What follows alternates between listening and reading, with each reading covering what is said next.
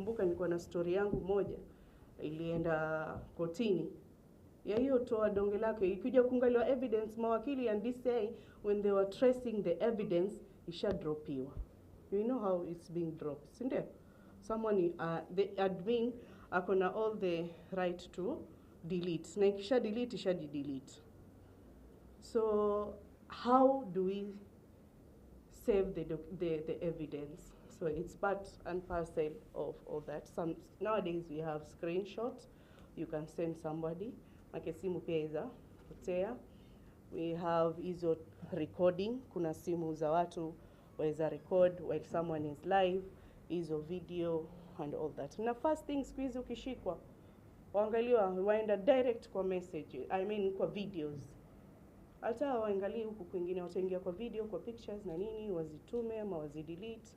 So we need to secure our evidence online. Yeah. So this will lead us to strengthen our approaches by overcoming barriers and ensure justice for TFGBVs. We need to have a legal aid referrals and support. And we have partner here, Law Society of Kenya, Mombasa branch, and others, whereby we need a legal organization providing special or specialized guidance and representation for TFGBV cases, helping the survivor navigate complex digital evidence requiring and cross-jurisdiction issues I've just mentioned before. We also need a multi-sectoral collaboration, where we are doing it here now, whereby we need to foster our collaboration or cooperation between civil society, law enforcement, legal professional, and technologies companies, including training for police and judicial personnel on digital violence and evidence. We need them to understand all these things. Multi-sectoral, we need technology companies to come and train us as much as to train you, but I've said technology is keep on evolving very, very fast. The things that we are using here, it was a vision maybe 2019 in Korea. They have so many technology vision in future. When I say Korea, I know someone usually say, when will we be like Korea? So legislation reforms advocacy, whereby we need to do a campaign for comprehensive laws, especially on the bill that it has just been signed, including those emerging forms like deepfake, pornography.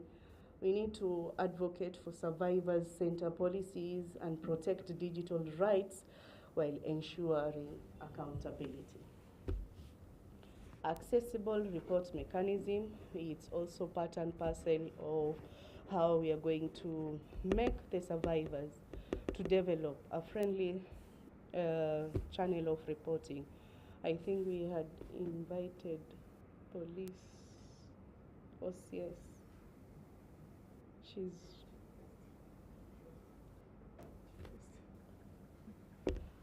She was asking about this reporting mechanism as a gender officer, and most of them they are not versant with the technology. We know them ni ile yao ya kawaida ya GBV, wanachukua mtoto ama jamaa mama anapeleka health department, wanachukua P3, but now navigating these things through digital part of it. So that's why nikasema there's high time we see how we can train them, overcome barriers to disclosure, and ensure inclusive access to justice. Karibu Matthias Shipeta. Another thing, and last, my second last slide, it's the best practice for community-led models. We need survivor center approaches. We prioritize safety, kwanza, autonomy, and well-being of the survivor, because at that time, most of them, they usually feel like their world is shut down. We've had several incidents of ladies wanting to commit suicide whenever they see the videos being circulated. Some of them huwa tunawaambia it's fine, zingine huwa tunasema can I watch, ni hizo hizo, but you feel like you can't watch it, but we have to watch it for enabling the survivor to calm down. So we also have peer support network. We need to foster network for survivors to connect and share experience. Need to train community members as digital safety champions to amplify local response capacity. We also need to adapt and innovate, whereby we remain agile and responsive to our evolving technology and new forms of gender-based violence. Continuously update strategies to address this. I've mentioned this before. And we need an integrated service, combine legal assistance, counseling, digital safety education, and social support to address interconnected nature of TFGBV. This thing, as we are seeing it here, I wanted to, that the moment you will get photo shoot of Matthias and other lady somewhere, that's the moment you will feel like, I wish hata ningekaa zangu kafanya mambo ya angu, kungekuwa hakuna technology, but maybe it's a photo shoot. So nimesema pale AI photo thing. So it's possible everything. So we need to engage, and this is my aim goal coming when get more funds, whereby we need to do a policy engagement in influencing policymaker and tech companies. I think I had invited politicians, but unfortunately, maybe it's not yet important for them at the moment, or they have so many things. But I had mainly wanted them to be here to see how possibly we can do this policy, how can we make these long-term decisions with them, as much as they're there to support us in policy advocacy. We also have media. I think media are also part of the victims of TFGBV. Moving forward, how are we moving forward? Technological facilitated gender-based violence present a complex global challenge requiring urgent collaboration, community-led response to empower survivors and drive system change. First, we need government, whereby they are the mainstream of TFGBV response in their policy framework. We need to strengthen legal frameworks to ensure accountability. We need to fund community-led organization initiatives who are doing the survivor-centered services. I think technology companies, they're here, and we feel like we need to train people more on their safety by design. Sisi pia tunaweza train HRDs, but everyone has their own expertise in what they're doing. So technology company, I think we have different digital companies nowadays. So as much as they are trying to make their digital item, so they need to come to the community to train them. I think Amnesty International are also doing that. So we need to develop a transparent reporting tool mechanism. For now, kama hiyo cyberbullying gender officer ama pale kwa county, are they able to track mtu mwenye amenitukana online? Are they versant on the digital part of it? So we also need to provide resources and support for survivor-centered design. Again, for the civil society, we are here. We need to amplify community-led responses and best practices. Again, advocate for survivor-centered policies and funding as a must. And I think we need to build a coalition across sector to create a systematic change. Together, we can create a safer, more equitable digital future for all. Thank you.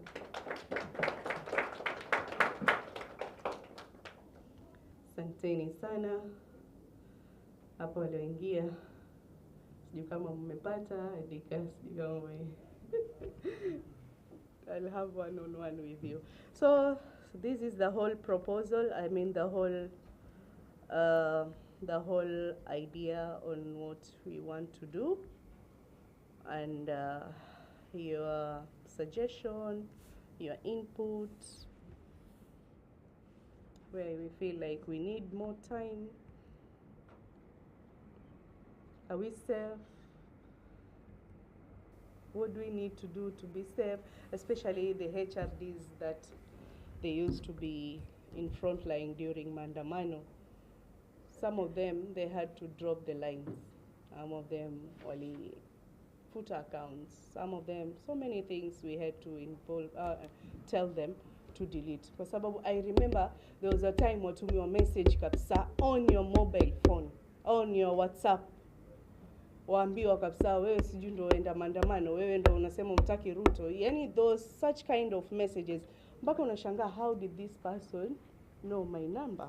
Kumbe kule kwa TikTok you made a comment, wanaingia kwa account yako, wanaingia, yani you can be traced so easily. As much as we want to be online, tunataka sana ku gain online publicity, but mimi nasema it's high time we think, how are we going online? So I welcome you, your recommendations. Oh, yeah, thank you. I think we'll go for a tea break. We come back, we see how we can do this program, how we can contribute your input, how should we do it. There is that aspect here, bringing digital lawyers to explain for us on the cyberbullying part of it act. How are we bringing lawyers since it's not in the budget? This synergy, we need them on a daily basis. These donors come and go, but how are we impacting the community? What is the end, the sustainability part of it? We've said we will train over 100 university students, like 4 or 5 university. So out of those universities, I was thinking we will get the champions on the digital aspect. We try to see how they can be trained, how we can sustain them. Yeah, so those are the brainstorming ideas that I used to have. And let's go for break, and then we'll come back for our inputs, and then we'll all of us agree and ndio iwe officiated as a TFTPP project in Mombasa. Sini sawa? Asanteni sana.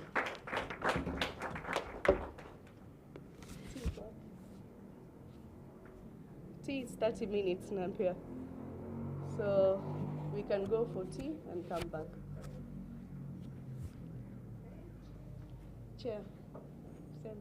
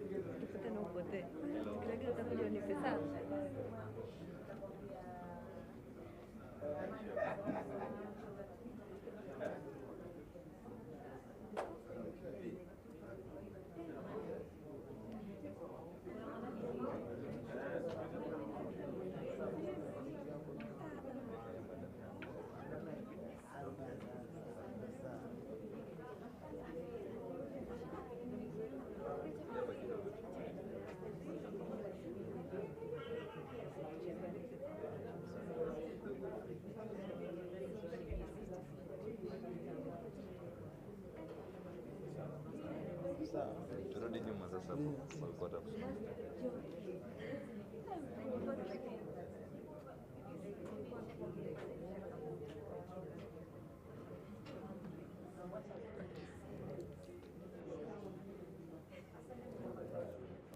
Hi. Kindly.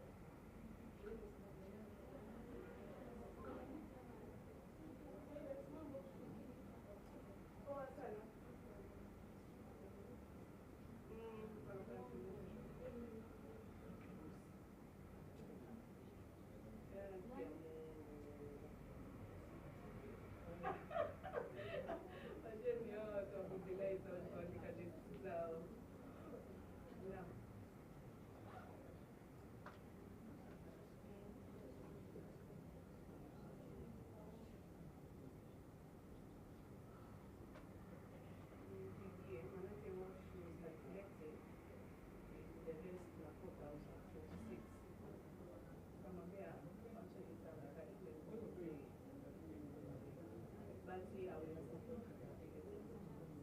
I think 26,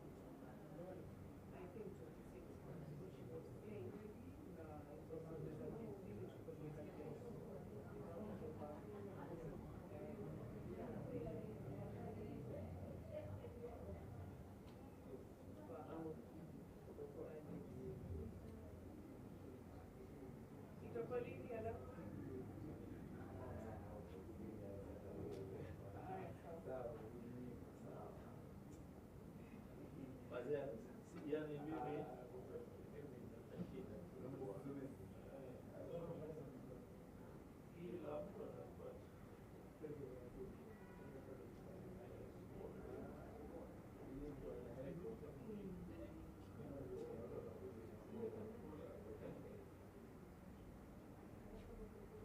it was under the village communication.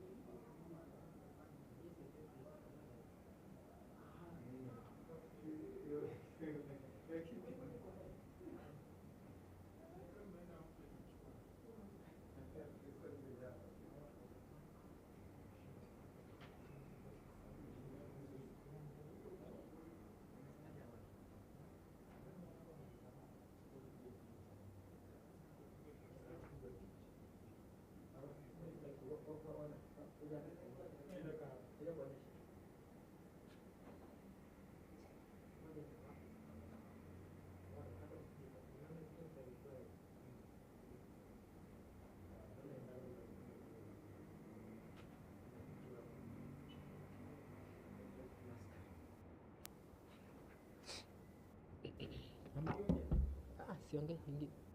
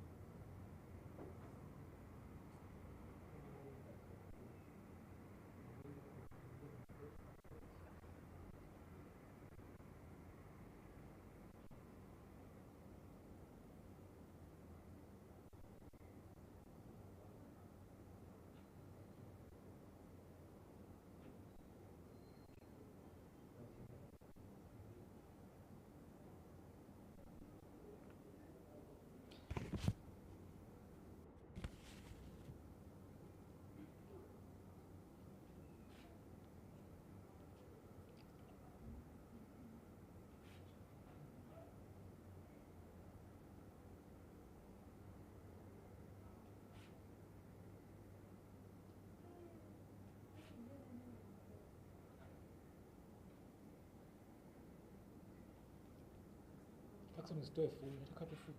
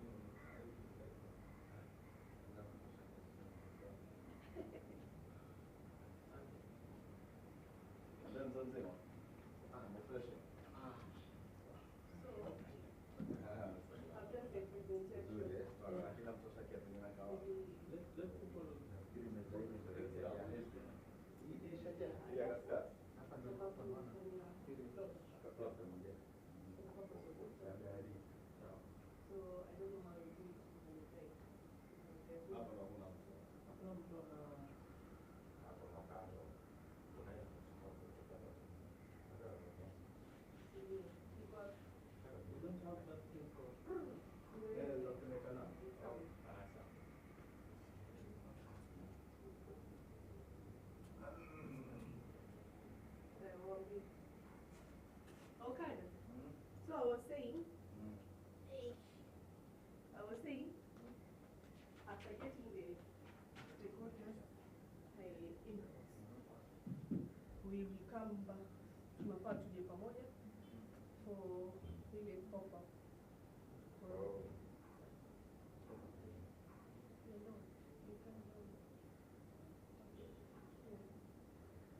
Akifanya tena online launch, they want to do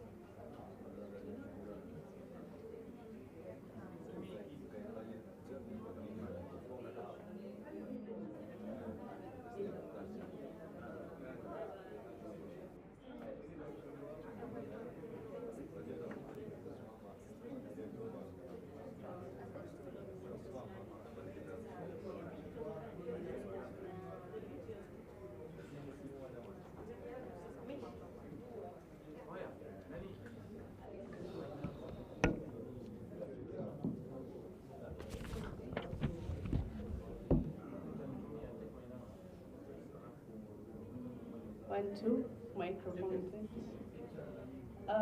Mathias, usiende mbali. Jamani. I think we are back to our main thing, our open forum, and through your feedback,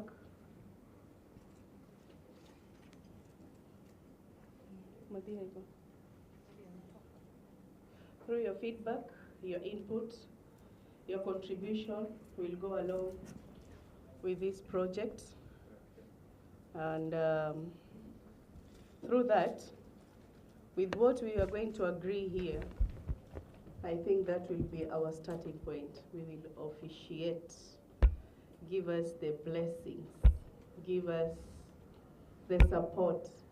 So we are going to get all the contribution, input, suggestions, alafu tutaiandika chini, then we'll come here together and kick off the project, inshallah. So I'm opening the forum to everyone. Let's discuss. Let's try to see where we can do better, where we think we can add, subtract. As I mentioned, I had one activity, but ilitoka due to budget constraint. Ilikuwa inaitwa DG legal aid. They were like, what is this? And I was explaining to them, whereby these things nowadays, we need the legal team to explain for us how I can save the evidence online. How do I get evidence? Hii video ni hii nikimpea wakili, ni hii haijakuwa distorted. Because I think mawakili, the digital lawyers, wanasema these are distorted images, nini. So we need that guidance.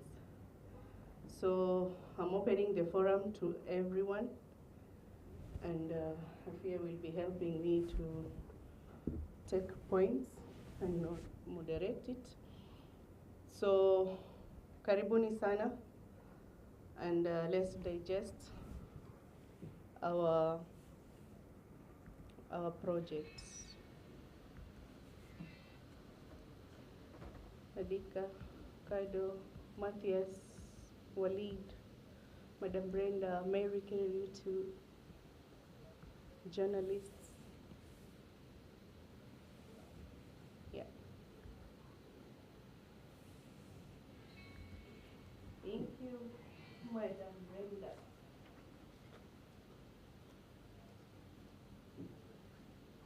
Thank you so much, and good morning, colleagues, once again.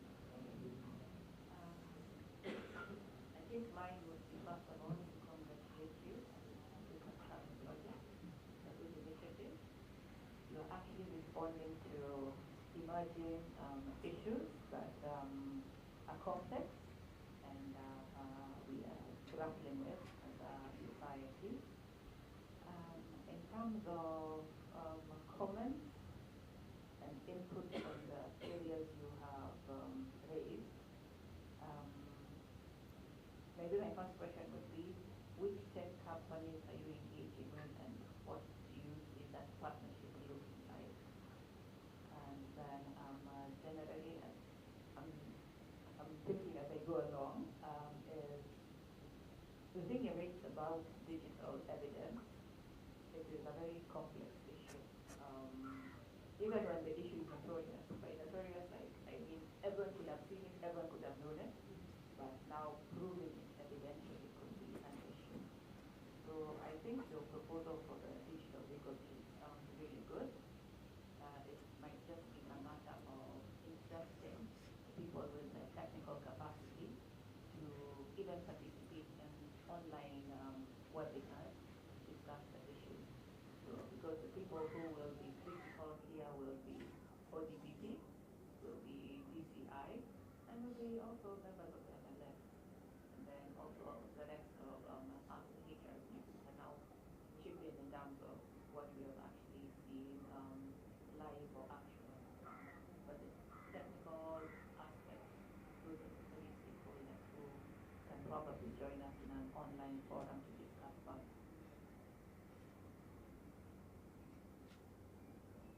Thank you. Maybe I can also include in the list the Office of the Data Protection Group. That could also be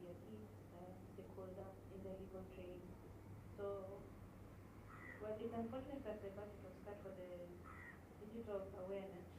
But you can also partner with Mombasa Law Society where you're doing the online campaign. Sorry.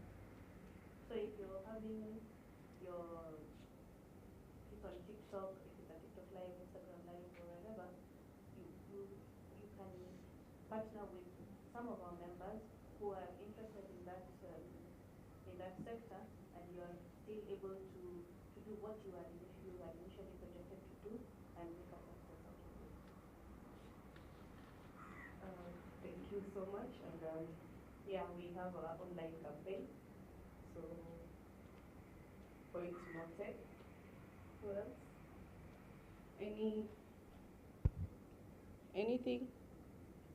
Wali?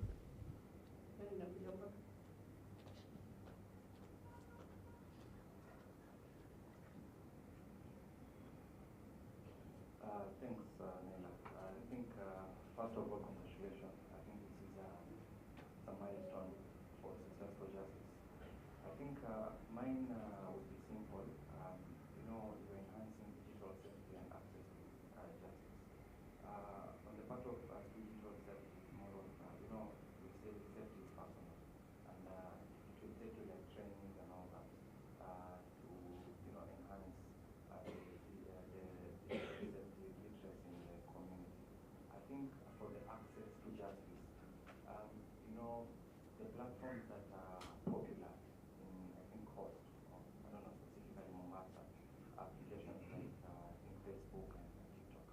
And I've seen a number of times whereby, users or socialites normally get awarded for the platforms, let's say, for example, the TikTok awards. But then you look at the kind of the people or the things that they normally do for them to get awards, you'll be shocked.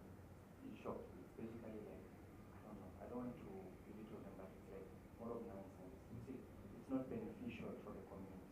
Mtu amefanya vihoja and all that, and it speaks more about our society.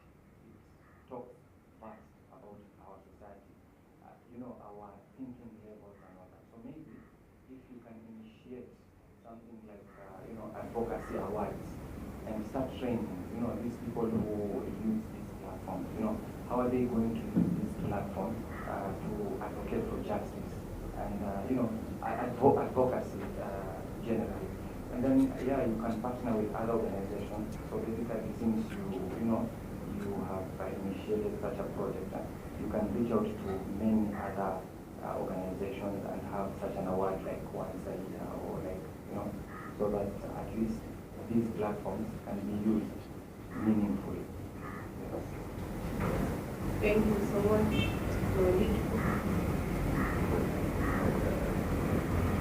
The concept, because concepts are those people kind of, right?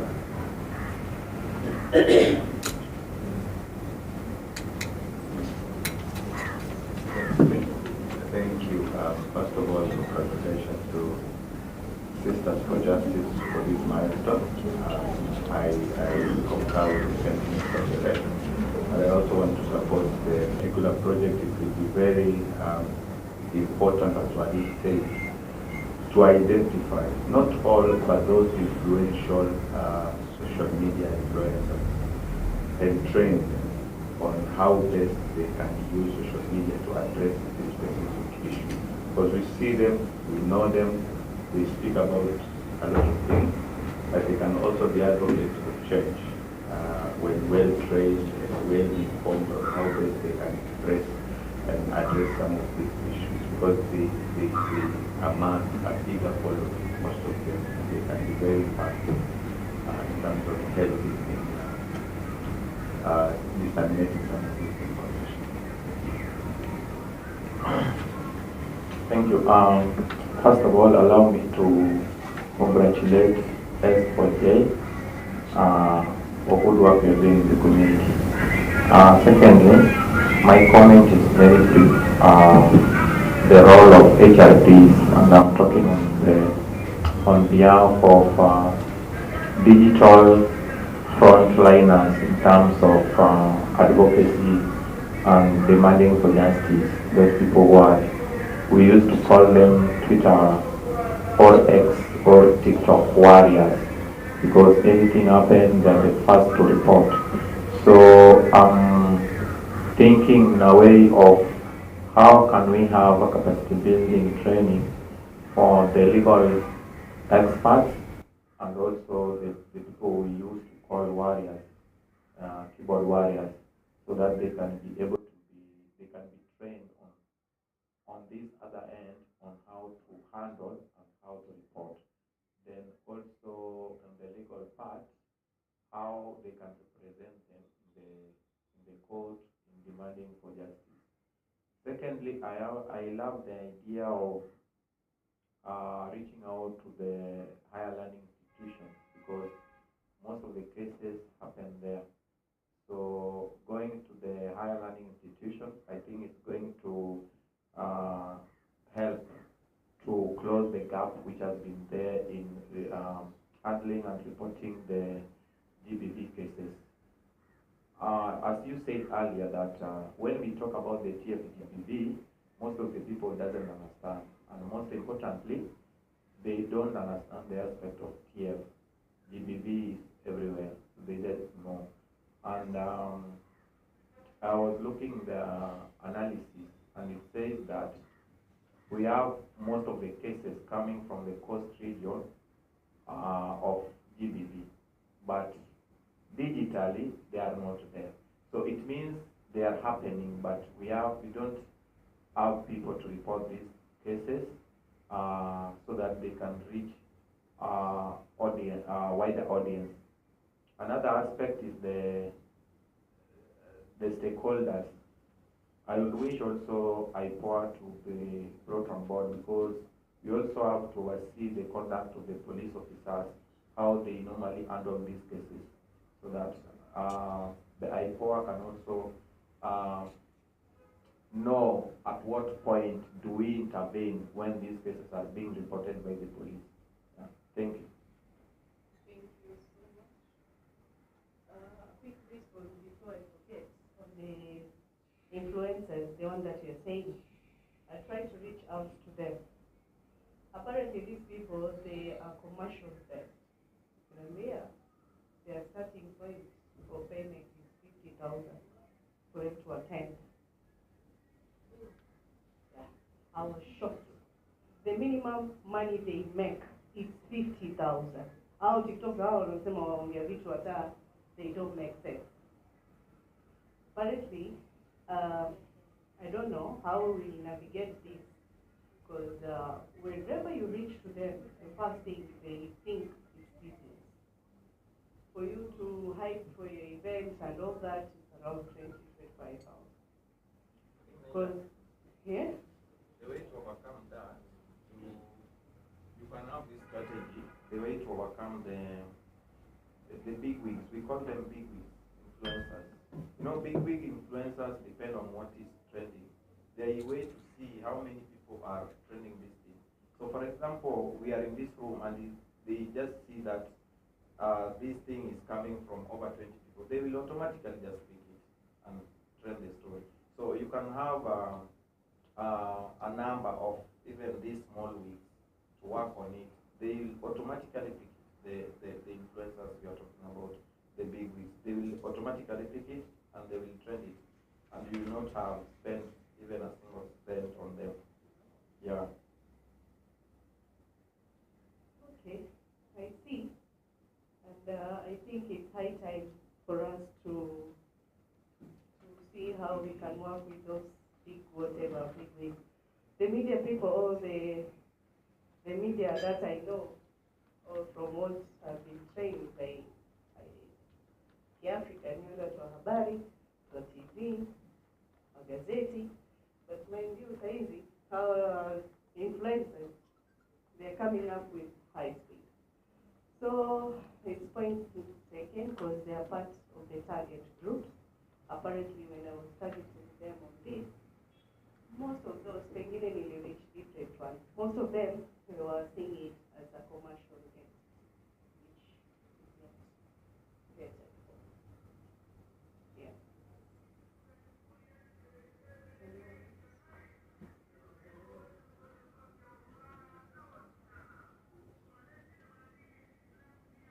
Karibu. Okay, tutatumia lugha ya nyumbani. Samahani lakini. Okay. Kesi ambazo kwamba tunazipata ama nikimletea dadangu kupitia kitu tuko nao leo, kesi nyingi sana. Hata mimi kuna moja imenikumba na kidogo my colleagues hapa wakubwa zao wamepea kusaidia. Kesi nyingi sana tunapata nazo. Alafu my brother about TikTokers, kama vile Madam Mela anakuambia, TikTokers wetu wanakubaliana na biashara. Jambo la kwanza, ulisema hiki kitu kifungo, kuna Uber, kuna TikTokers, kuna nini. So internet ni kitu muhimu sana kwa jamii yetu sasa hivi. Vijana wengi wamesoma, ndio? Hakuna kazi, ndio? Foreign exchanges zinafanywa hivyo kwenye net, ndio? So zile vitu tunapitia sisi, challenges kibao sana tunapitia kwa mtaani, mambo ya TikTok kama ulivyosema. Ama brother ambao wako katika biashara ya TikTok sasa hivi huwa kitu kama muhimu wa kujua haki zao za msingi, ama kujua vipi watajaribu kujisaidia kusimamia mitandao yao wenyewe, kama vile tunasema private. Ama si hawezi kuja mahali kama hapa bila pesa kama wanavyosema. Sisi kama wale vijana ambao kwamba tuna ufuasi kidogo, tutasema mitaani, tutasaidia Madam Naila kama hivi, tutasaidia wenzetu, tutakocha wenzetu. Wakitoka si lazima wao, tutagrowisha wengine, kuna wengine wana grow. Sisi kwa sisi tukishikana tunaweza kugrowisha TikTok hapa na kati TikTok, ama sivyo? Kwa mmoja kwamba yanataka pesa ile pesa, wewe ngoja mna pesa. Na hili zikija baadaye tutakuletea. Kwa sisi kwa sisi hapa tuko a lot of followers. Tayari hizi ni followers ambao kwamba kwanza papa na Matthias. Hapa tuko hivi sana TikTokers hapa, sote na TikTokers. Ule mtu ana scroll siku na mtandao TikTok, anaweza kuwa fame kwa dakika 2. Akienda kama unavyosema madam wengine, mtu anaamua ataka followers. Yo benje. Kwa followers anakuwa TikToker. So ni kitu kidogo sana kwa TikToker. So tusiangalie, we are not here after money. Tuko hapa kuchukua advice kupeleka mtaani, kusikia wenzako kama mimi. Bana leo nimesema hivi na hivi, tumejua hivi na hivi. Akizetu tafsiri hivi na hivi na hivi kwa mitandao. Kwa nini tutakubali mtandao ufungwe alafu sisi akizetu zitaonekana wapi? Vitu kama hivyo. So guys, mimi kitu napenda sana, nashukuru sana. Kujiamini, najiamini. So si lazima ati yule ambaye kwamba ati yeye ana followers laki 8 ndo anaweza kuspread kitu nao. So yote hapa anaweza kuselect kwa dakika moja, bora tu Mungu apende, ama sio? Asante sana. Asante sana. Yeah, we've seen people trending just like juzi tu ule jamaa sema more comment by to credit ya mia. That guy akatrend to out of nowhere. Mwingine alisema Mungu Yesu ananiua. Matthias alikuwa celeb during those times, sio? So as much as digital is there, but kutrend ni vitu kidogo tu hivi unajipata umetrend all over. Yes. Adi?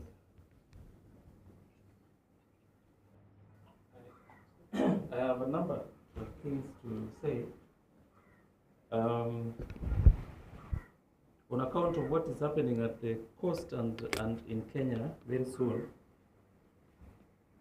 I have seen trends of political violence, and these are things that are likely to increase because we are heading towards elections. Jana Aisha sijui wameslap nani, juzi walipigana pale county assembly, the other week walipigana Likoni. What we do, a number of us here, will to say no. We will say that stop your violence, it is not proper. Then they will come for you. Sometimes we thought we were immune, and then we found ourselves with Matthias in the page of a lie. There is a part of this problem that is led by the state. And we have to speak about it. We have to do things to remove state from bad behavior.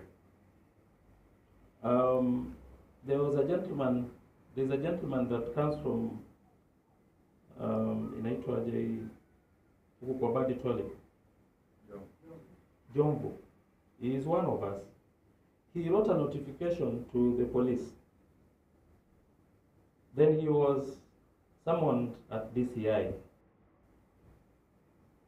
Then the next day, the letter that he wrote to the police and his face were in faces of all those people you are calling dictators for money. And they were castigating him for why is he calling for Mondamano. It was a mere notification that is a requirement of law that there is going to be peaceful demonstration. Actually, they were doing it so that they guide the process after we had the demonstration on 25th of June. And so we were going to have the one for Sabasaba. So myself and Mukanzi, we went as advocates for him, and we asked the CCIO who gave out this notification to Ally, because we brought you notification. How did this thing reach to Ally and all that team? And they were unable to respond. So besides what you are doing, Naila, there is something that we had also pushed a petition, and the petition is with Senior Yusuf Abubakar now. He's looking at it so that we cut down to the misbehavior and misconduct of police to expose people, because they just exposed that gentleman and a number of us. And that is what is going to happen in this political violence. It is something that we have to stand against. I know there are a number of advocates. My sister, our secretary at MLS, has spoken. And please, Shika Mguyate, there's a way she can easily influence, even if she is outgoing. She can easily influence the team to help you. And we will help. We will be there to support where need is required. Now, there is another thing within us as civil society, that once a training like this comes, then you are trained and you start shrinking. You start saying, I can't talk a lot. This training, for me, I think it should help us to enhance our capacity to advocate. It should not put fear in us. So that I've been trained on digital matters, I am now very careful. That is what makes the state do bad things. So the training should help us to protect ourselves, so that then we advocate strongly and also to bring us together. Now I know about 3 organizations that are doing almost the same thing. Naila, we were with you at Agenda Kenya when they launched the other one. You're now launching. I think there's another organization that is launching in the course of this week or next week. I will give you the address. Put your heads together and put the people that will have benefited from this subject together, so that our voice goes and grows bigger. So that is another request. Then, what are the lessons that we are going to learn? By the time Naila will be implementing activity Kaisha, there will be a lot of lessons, there will be a lot of people who have benefited. And let them benefit and let them be amongst us, so that this knowledge is going to help us. And we need this army going into these elections. Because politicians are not good people and they are not planning good things. They just want to divide communities and refuse to account. And that is what civil society and the young people are saying. That spirit of badness is what we want to be speaking against. Apart from the players that you are told, I have also noted from the service providers, Safaricom, Airtel, that they are also complaining about the inaction of police officers. Wao zao ni pengine mtu, hii maneno yetu ya kutumana pesa, na mtu ameamua tu yeye, ama mtu ameiba simu, sasa umeanza kufuatana DCI. They have a lot of stories and they say we can easily do this, but the law does not allow us, the police have to do it. So they will give you a very good story about how police have been in action and how they want money. That is a conversation that we need to have as stakeholders. And so in your list, add those service providers. They are very good information. The other party that you need to add is the judiciary, because once this process happens, we end up at court. And so you need to have judicial officers who also have a feeling of what is happening out there. They could apply the law, but they need to also know the realities that we are facing. For instance, when they bring down our ex, Shamir was trying to have this conversation about when our police were being taken to Haiti, they brought them down to Marangapi. Yani, we are put in a situation where we can't have a conversation. And that is something that I think the people that are doing oversight to people like DCI need to have that information, so that when a matter like that appears before a judicial officer or a judge, a magistrate, they must have to have an idea of how to deal with it. Then I know this is going to help us in many ways, but there are urgent issues that we have been talking about as civil society.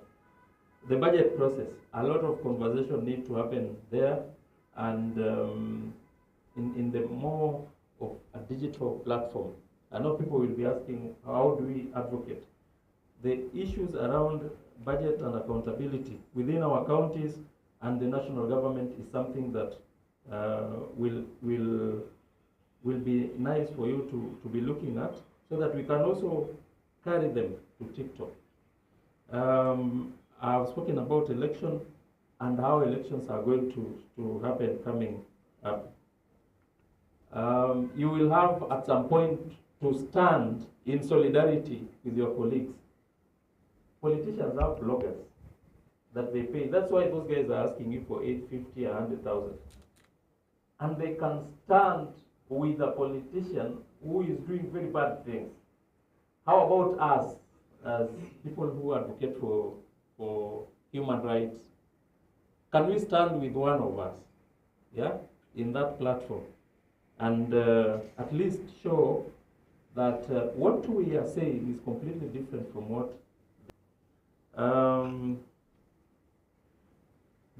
I know you may not have money for advocates to attend your forum, but sometimes advocates may not need money for such activities. Sometimes they just need recognition. So that if you have, for instance, a certificate of participation, it is a plus in his or her wardrobe. So you can think around those other ways of making sure that people can participate and they will also benefit. Finally, I think I've said it half-half, but I want us to start coming together as civil society. What we do is the same. Let's work together, especially where we are going to. I know there are people who had issues with acknowledging Raila as a person who stood for what we have been saying. But he stood there, and at some point, people felt safe in his presence, whether he spoke for us or not. Yeah. Today, the mandarins of injustice know that he is not there. And so I know they will hit at people just knowing that there's no figure at that political level that will be standing up for us. And that's why civil society organizations need to work together. This knowledge, this information that we are having, it's something that we must use collectively to make a difference in the lives and human rights of the country called Kenya. Asante sana. I appreciate especially the EU for supporting us. That small support, let us appreciate it. But let's write more proposals so that we get more resources to help in enhancing this space of ours. And thank you, Naila, for calling these super people, especially people from university, so that when they come out, at least they have this information, but they should also send this information to their colleagues who will also join them. Mungu awabariki. Asante sana Adika. I think we know Adika for his good work, the way he has been presenting civil society in Mombasa. So those are the things. Maybe if there's anyone, yeah, Mwafias Shipero. Karibu sana kwa podium. Hi. Good morning. My name is Matthias. I'm sorry I came a bit late. I work with Haki Africa. I just wanted to congratulate Sisters for Justice. I was with you when you were doing small claims court, where you did a very good job. And to see that you are also coming up with ideas, especially by the name that you are Sisters for Justice, especially on GBV cases, I think it's something commendable, and we will always find a way to support you. I think my contribution is quite clear. Technology is good and is also at the same time bad. I have been subject to that. One of my pictures when I was being arrested during one demonstration for the SGR was being used during the men's conference. Na time kulikuwa nimeshikwa, then jamaa akasema katika hiyo, it went very viral.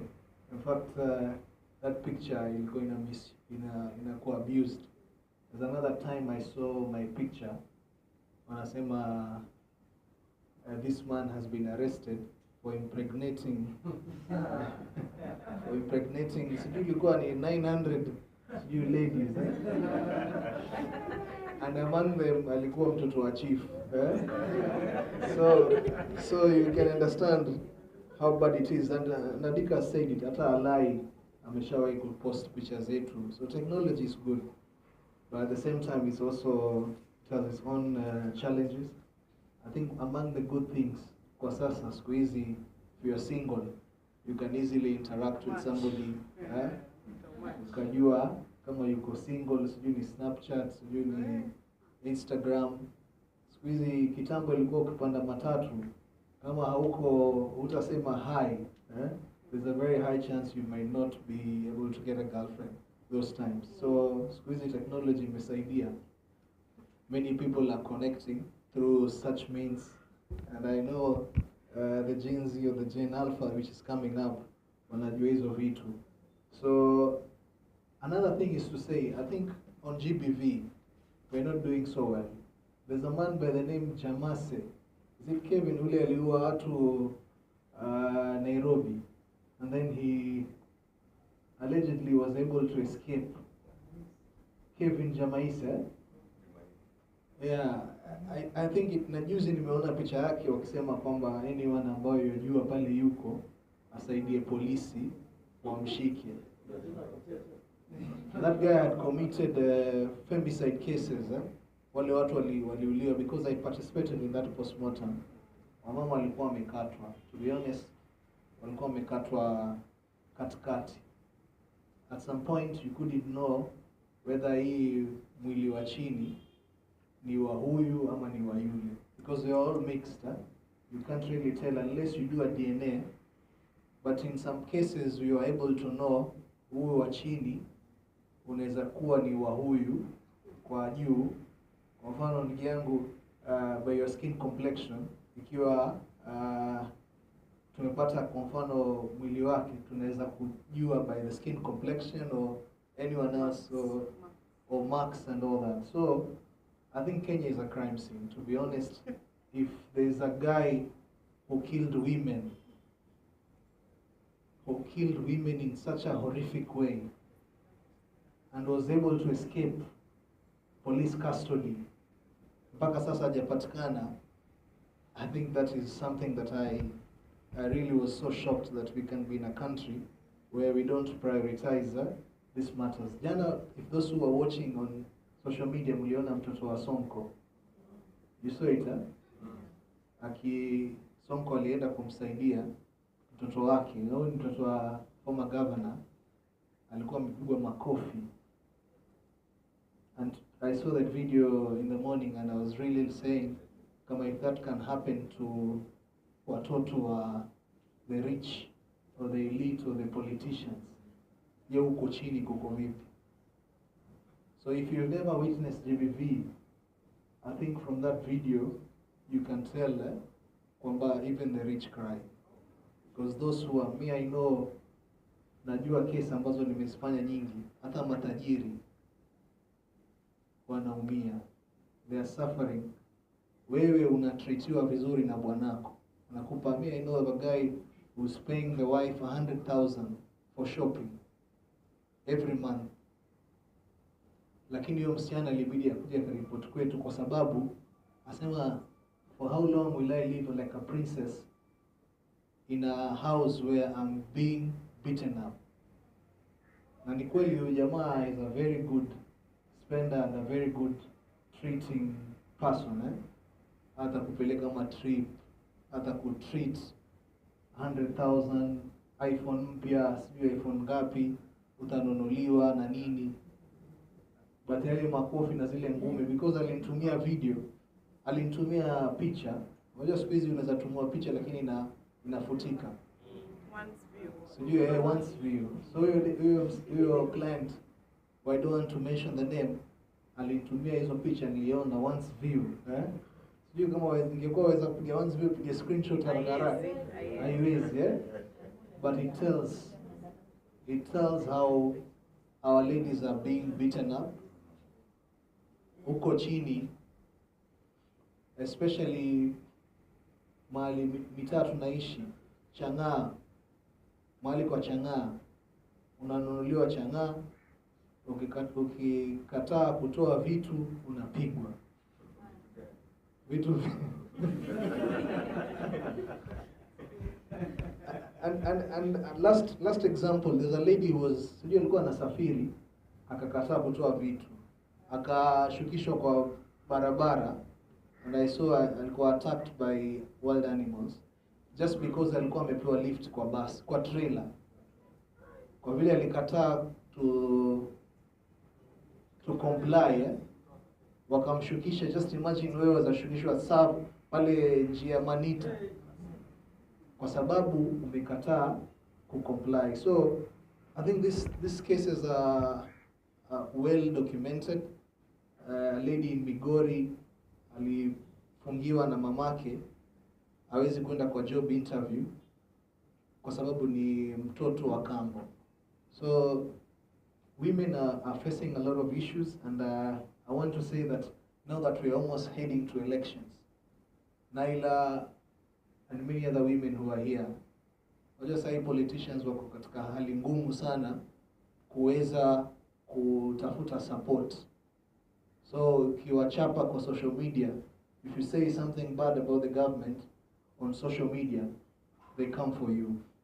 And they will come for you, Naila, watatafuta kitu hata bora tu yalingana na wewe. Because you know they're also smart. They're looking at you to wapenda. Ama kuna kitu marafiki zako, rafiki yako ana jambo fulani baya ama nini. So they will always look for something to bring you down. So mine is to say congratulations for having this project which is coming up to train young people on how to run away from such issues which will come up. But I'll tell you for sure, they will come for you on your X, they'll come for you on your Facebook and other accounts, simply because they know that you are a woman, and they feel wale ambao wanafanya cyberbullying, they will always fight you on the basis of sexism. So as Haki Africa, we are glad that we'll be working with you, and we appreciate that you are also doing this. We started with you from a very grassroots organization, community-based organization. To see you move to these milestones is something commendable, and we wish you very well, and God bless. Asante. Thank you, Matthias. Thank you, Haki Africa. I know in one way or the other, you've been seeing me from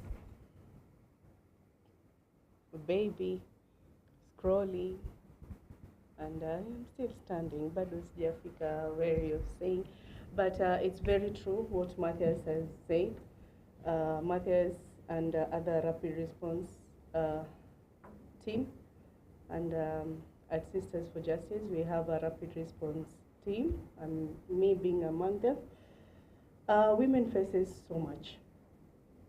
As much as there'll be that debate of boy child or sijui wanaume men conference, but women, we face so many challenges. I think Madam Munira, Madam Aisha, Madam Nasra, you guys sit in front line in tables where women discussions are being involved. Usually, personally, I think we've not involved so much with politicians.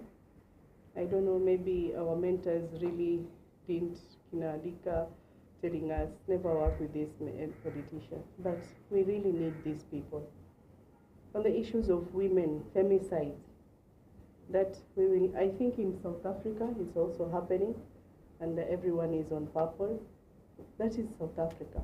So the power of social media. We see the campaign that is going on in South Africa. It's coming out all over the country. Why not us in Kenya? I know there are so many cases that we've been receiving, and there's a recent one.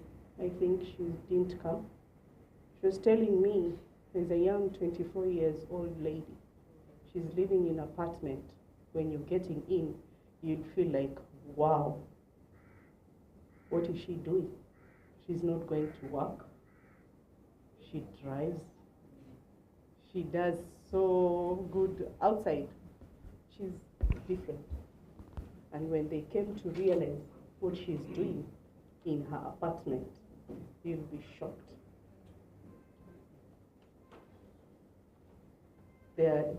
I think they have all the studios. I don't know, those lightings, cameras. They do these pornographic items per night. And when she was explaining this, I'm like, what? Now the money they get transferred, Matthias, dollars, in dollars. And remember, that is one apartment. You never know how she's recruiting others. And the thing that I usually tell CSOs, as much as we are doing this awareness information, but we also need to come up with the aspect of economic empowerment. Mimi namtoa msichana anatengeza $1,000 per hours of what? Telling her to stop, telling her to what? This is not right, this is this. What else? Ananambia, substitute nini? So ADICA and other human rights organizations, as much as we are coming up with these approaches, let's find out how are we taking this into an economic part of it. We have people that are there, like, for example, Nira can tell us, wasichana, they are on different level. To an extent, you feel like, hey, I'm not doing enough. Someone is having an iPhone 17 Pro. It's 200. She's not working. Hajaenda wapi? Those are the questions that we feel like us ladies. Now, there was a time when we are doing those stories of Kware, women being dumped, and the data was between 20s to 28. Those are students. Probably they are university students. Issue is, tunaambiwa wasichana, we want high life in a spink of time. So it's high time we sit down, we'll have talks. We invite you to our university talks, whereby if you feel like you can be part and parcel. Matthias, nikikwambia leo tunaenda university mahali kuongea kuhusu vijana, please be available. This kind of hopes inspiration works. I've dealt with criminal gangs in Kisauni. We sat down with them. Wakasema, madam, if you will be getting people to give us hope don't want anything. Hope. Those boy opens up. Na mpaka wanakuambia how, why they do this. But at the end, unamwambia bro, si poa. A recent case. A young guy, mke wake, amejifungua Makadara. Mtoto amekuwa incubator. The harassment at the health department. Wakamwambia mama toka, nenda kalete pesa. Mtoto yuko kwa incubator. That man, that boy, the husband, aliambia, where am I getting all this money from? 91,000. Mimi sina kazi, I'm a jobless youth. I don't have anything. Nangojea tu matatu nijaze. My earning, it's like 300, 200 a day. Sometimes hata you don't get it. Imagine, that boy was like, sasa what will I do? Na watoto kisauni ndo hao, hawaambii kucheza wacheze. Panga tu. You can't hold panga. So there's so many things that triggers, as much as we will be there to empower, to inform, to ambie that is not right. But when it comes to the other angle ama system, you will find it kwamba still we'll get ourselves in there. Karibu, madam. So women faces so much, Matthias, I agree. And there's so many things that we face. And coming up for a woman to speak out. There's that lady, alikuwa anapeleka taxi in Nairobi. She ended up dying. There are so many cases. Wengine wanakuja bleeding in our center. Kumbe amepigwa na she's pregnant. So by the time you start handling with her, you have to prepare her psychologically. And these are the things I usually ask the guidance from Haki Africa Muhuri. Now, how are we dealing with these cases? Itafika mahali, from there, that's it. Defilement cases, every day, by I think you are one of the cases that have been handling. The girl, she's a big girl now, since she was 7. She's now 12. She's telling us, what am I going to say? Mi siendi tena, mi nimechoka. Mama, mi naenda sema nini? Cases dragging in courts of GBV. Last week we were in Kwale, and Madam Lewa, she handles GBV cases. Apparently, tule swali nimuuliza, how long does a GBV case or defilement case takes from your court? And a maximum of 1 year. I was shocked. I think, Okado, we were with you. GBV cases, as much as it's a talk that we've been talking around, conversation that has been there. In fact, tuliambiwa sisi Mombasa, we even had the privilege to have a court GBV in Shanzu, but now it's being used on issues of terror, right? So I don't know how we can still combat this. And now we are facing a technology. Here, GBV, physical and all that, we still haven't reached there. Now we are being packed with technology. So we have two things at the same time. I think Madam Munira, since I know her from Sauti ya Wanawake, ni story ni GBV. Asa akaliambia na sasa kuna technology, sasa tutakuwa na kazi mara mbili. So I think if there's anyone who has his or her input, Madam Aisha, and I want to take this recognition, and she will officiate. Bado tuja officiate. We are waiting for you. So we are getting stakeholders' input, their contribution after the project presentation on what we are going to do in the next 6 months. So we are getting stakeholders' input. Tumesikia stories, documentation, lawyers trying to assist us. I'll come at MLSK and look forward to the partnership. Any question, any input, Mother? Yeah.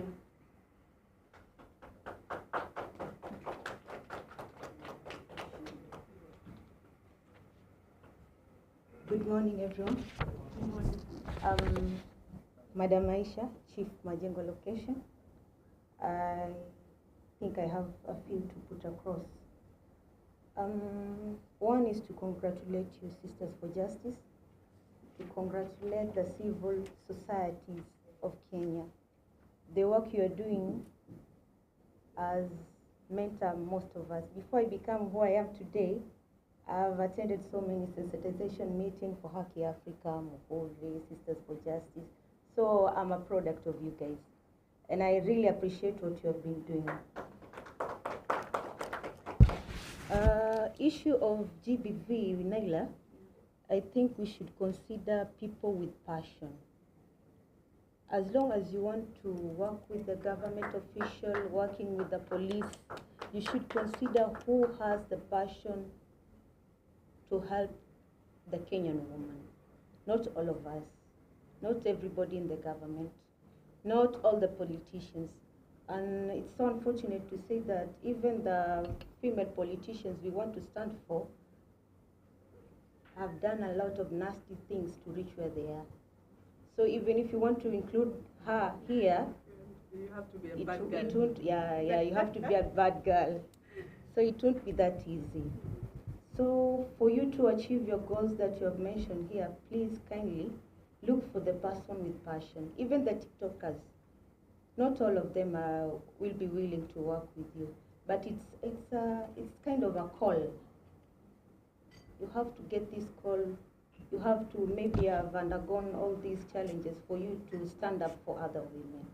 And there are women who are really willing to stand. On our side as the government, maybe I could speak on the recent bill that was signed. Looking at it on a different perspective, I could say, yes, the government needs to come up with something to regulate the digital platform which you have. On the other side, it's also 50-50. Yeah, we have to leave these young guys to speak up their minds. At least by speaking up, we know which track are we? Are we moving the right direction? Are we moving? But for you guys, maybe you have made life so tough for us. Sometimes we are so much on our neck. But the thing is, we should see something as a challenge to the community, and we are looking at it as a challenge, not for the politician, not for the Gen Z. It's a challenge to, let me say, human dignity. Because when a woman is being fought, a woman is being killed, it's not a political thing, it's not a cultural thing, it's something that we have to look at, leave everything aside and concentrate on it. So it's a good idea. As I've told you, look at somebody who has the passion. Back from primary school, I went to Kisauni Baptist. We used to have a girl child program. And most of the men have also cried that we are doing a lot for the girl child. And on the other side, tunaona, bado the women are suffering. So bring the men on board. Where is the problem? Inafika wapi paka mwanamke anapigwa? Sitting in my office as a chief, I'm not saying it's okay to abuse a woman, but we also have a 1, 2, 3, we are not doing right. Kuna a lot of things. Men are frustrated, and the only way they think they can move their frustration is abusing a woman. Being you're a married woman, you should look at, what can I do? Yes, I'm not educated, I'm not going to work, I'm not bringing anything on the table, but I have to give this man hope. Even the men, they do nasty things to bring food on the table. So akija nyumbani, there's some expectation anataka. Maybe it's a little appreciation. So we need to see the women, what are we doing wrong? And a few men to tell us how can we correct this. I don't have much to say. I just want to congratulate you, Naila, once again, and thank you for including me here. I have the passion, I have the will, we will work together. Thank you so much. Thank you so much. Yeah. I'm a bit concerned. Yeah? I'm a bit concerned because the conversation around this particular topic has been embedded on women. I know you are a women-led organization, but we also must acknowledge that there are men also who go through this stuff. We've seen men's videos taken and exposed out there, and it's something that also affects. So as you target your specific target women, you also need to also address the issues that also men go through under this. What do they call it? You know, when I hear the word TF in my other world, it means something else. But I think in this aspect, is technology facilitated.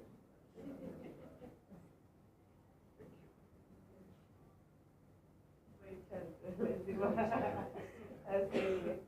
Anyone else before we give Madam Essay floor?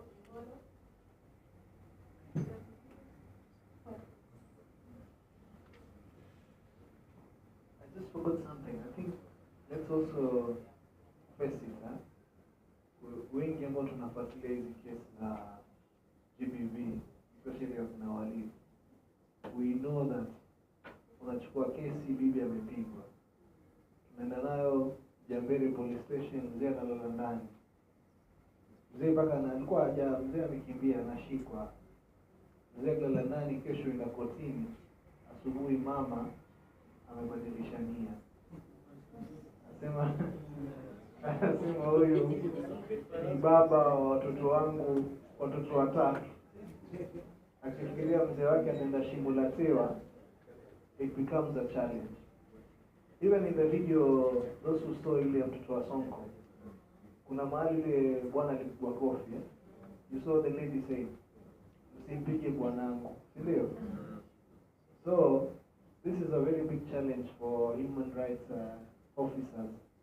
We go through all that, kufuatilia na nini, alafu ikifika mahali kesho sasa ni ameshikwa Friday ama ameshikwa Jumamosi, Jumapili, kesho yake Jumatatu naenda kotini, mama anabadilisha nia, anataka kufanya nini?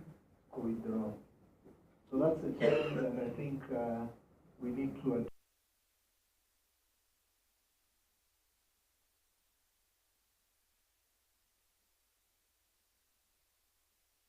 days of gender activism. So gender activism sio tu wanawake peke yao. Kuna wanaume hawasemi lakini wanapigwa, na wanapigwa proper huko mashinani. Kwa hivyo ni hayo tu, asante. Sipenda huyu asema hivyo. Something wrong. Anyone else?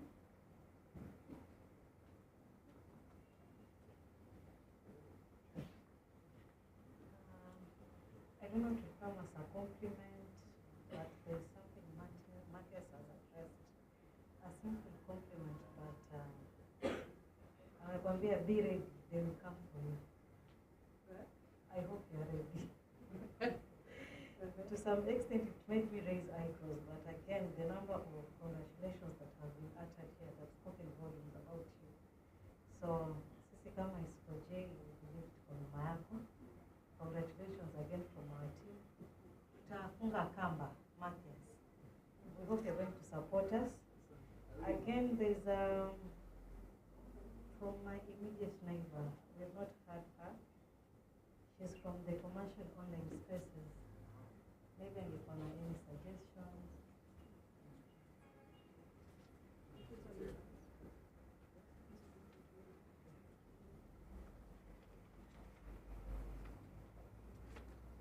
Good afternoon.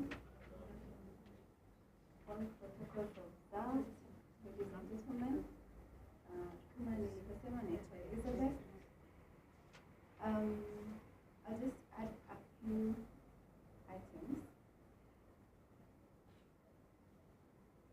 issue of digital, tusisahau mwenye kuwa affected. Think about the young mother having a young child staying at home with no source of income. She's vulnerable in terms of akiambiwa tuma picha nikutumie fare. She'll be in a position to send. If it is sharing any kind of information, if it is for economic value, she's vulnerable to send. So tusisahau ule mwanamke ama hata ule kijana mvulana who is vulnerable. So how can we help them? Since the digital space, the digital world is not changing, how can we help them? Kuna AI. And apart from that, social media influencers, they are less than the other people. Inamaanisha nini? Kuna influencers, let's say 100,000, but the rest of us, we are 8.2 billion people. They're not influencers, right? But you're influencing. You're influencing your young daughter. You're influencing your cousin, your auntie. And they see you in a platform like this, no matter social media, or they see you, you influence them in one way or another. So can we start with maadili? Ndo mtu apate courage ya kuambia mtu, kwa nini unafanya hii biashara yako? Hizi wigs unauza ni mbaya. Wewe mwenye unauza nutrition course, kwanza wewe mwenyewe jitibu hiyo nutrition. When they're saying all these things, sisi tunakuja tunashangilia. Oh, actually hata kuna kichwa kubwa. And these things, they are part of cyberbullying. They hurt someone's even economic. Akiamua saachana na biashara, it will hurt them economically. So let's start with the values. Which values are we cascading downwards? Number 2, internet, because it's here with us. What's the positive they can do with it? If it's this young lady at home, how can they use the phone and the internet that they have to empower themselves? Apart some form of income, there's several jobs they can do. There's remote work. Did you know, unaweza kuwa umesomea nursing and you're working for a company in the US while you're still here? Ukiwa pale Kisauni kwa nyumba, you're a remote worker, even if you're nursing degree. Kitambo hatukuwa na hizo, hatukuwa ati unaweza fanyia kazi nyumbani, na wewe ni nurse, na wewe ni mwalimu, na wewe ni lawyer. But right now we have remote work. How can we give them access to this opportunity so that they are empowered? Anajua mimi nitajipatia kipato yangu, and with my few dollars sitachapwa kofia kwanza, bado nimetulia hapo kwa sababu nahitaji pesa ya maziwa. They have a backup, okay? And the backup can make them stand for their rights and even come out and access justice. Tuko pamoja? So in this way, for the program that I work with at Juria Digital, we're in a position to empower them, to show them which opportunities can you work with. If you're good in writing. And the good thing is they don't need a degree. Into a high school, alimaliza hivi high school. Can you write? Yes. Can you read? Yes, you can do online work. You don't need a degree, it's a myth. You don't need to be a guru in IT. You just need your passion, availability. The other step even the government has intervened is their centers. Kama hauna device, hauna internet, there's a device in every constituency. A center where there's computers, there's internet, there's a person employed there to show you which opportunities are there in the digital space. And it's free. Here in Mombasa, Upper Mvita, there's one, Mombasa County. Jomvu, 2 in Likoni, 1 in Nyali. For Kisauni, they usually access the Nyali one, hapo kwa Muhammad. So these youth empowerment centers, they are also computer. Maybe I'll tell you where. Yeah, but it's a new one. It was launched Juicy. They have free computer classes. Kisha graduates, so najua kutumia computer, so naonyesha kufanya kazi online. Apart from that, we also show them soft skills. Soft skills, for example, just how do you use the internet to propagate your message? Communication, kuongea. You get a nasty comment. What do you do with the nasty comment? Do you delete it? Maybe I can ask you. You get a nasty comment on your post. What's the first thing you want to do? Delete it? I'm a pure dictionary, the same enthusiasm. Larudisha. An eye for an eye. No, it will make us all blind. So, tunafunza hawa wana youth, what do you do with a nasty comment? Because we are teaching them, be a social media manager. Just to manage someone who's busy, to manage their social media will earn you $1 here and $1 there. So if you find a nasty comment, first of all, you acknowledge the person. Thank you for acknowledging, thank you for putting up your statement. And then you tell them, don't delete that. The next person who will come and read your conversation will judge you according to how you handle that situation. So tunafunzanga soft skills, negotiation skills, leadership skills to help them navigate this world of social media.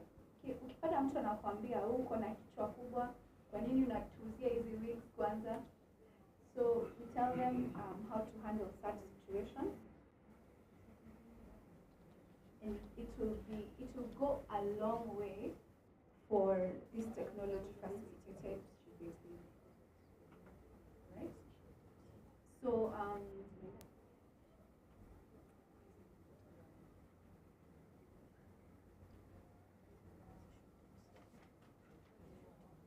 yeah, we also have now that we are in the AI age, we show them how to do graphic design. Which other resources can they use with AI? Yes, kwa kila kitu inatumika vibaya na vizuri. So tunaonyesha hii technology, how can you use it in a good way?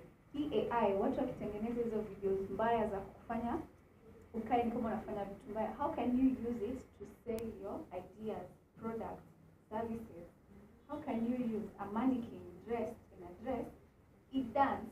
Ndio mtu akiona hii mannequin in a dance na hii dress, will ask, oh, how much is this dress you're selling? Oh, how did you do that? It creates a conversation and it answers them.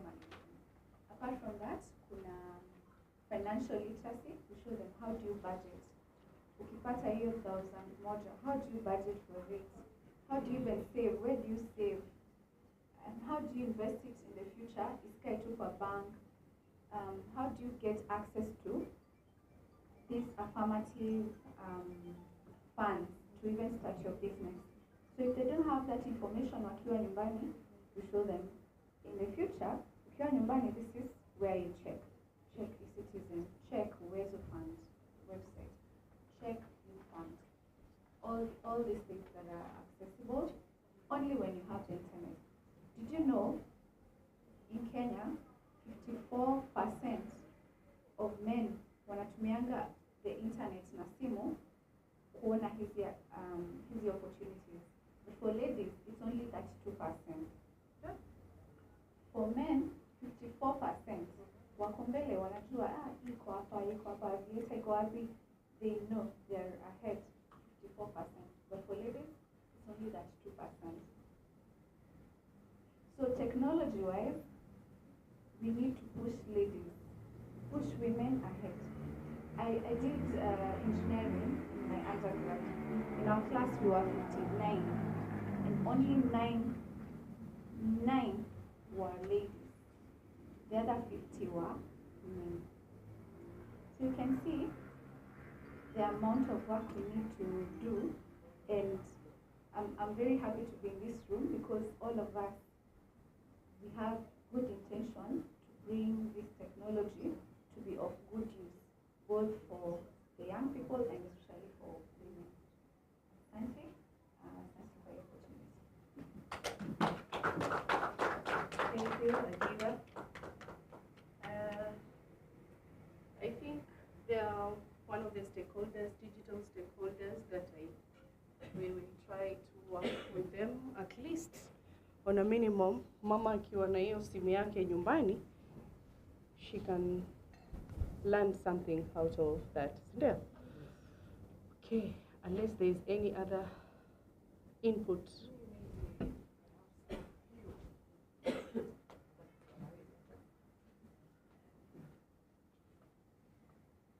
Assalamu alaikum warahmatullahi wabarakatuh. It's good all the time. My name is Munira Faraj. I'm from South Wanawake. My additional to what my colleagues have spoken is that, as you know, GBV is a collective responsibility for everyone. But unfortunately, majority of us, we are thinking it's only women and girls issue. That's why it happens to us most. They are the ones who are affected. So I think we have to do a lot of continuous sensitization and awareness in the community, whether we have money or we don't have, because we have the challenge of that nowadays. Majority of funders or donors, they don't give a lot of money to do this thing. So as the way our chief said about passion and a call. So we have to look for those people who have passion of what they are supposed to do for us in the community. And majority of us, we are doing this. Unfortunately, we are missing the debriefing. It's very important. I think Matthias said that after doing this, you are just seeing yourself, you are drained, you don't know what to do. She's back to her husband and you are all alone with the case, you don't know what to do. So I think when you are being prepared, you expect this. You'll expect this after the action will be good. And about the Cyber Bullying Act, very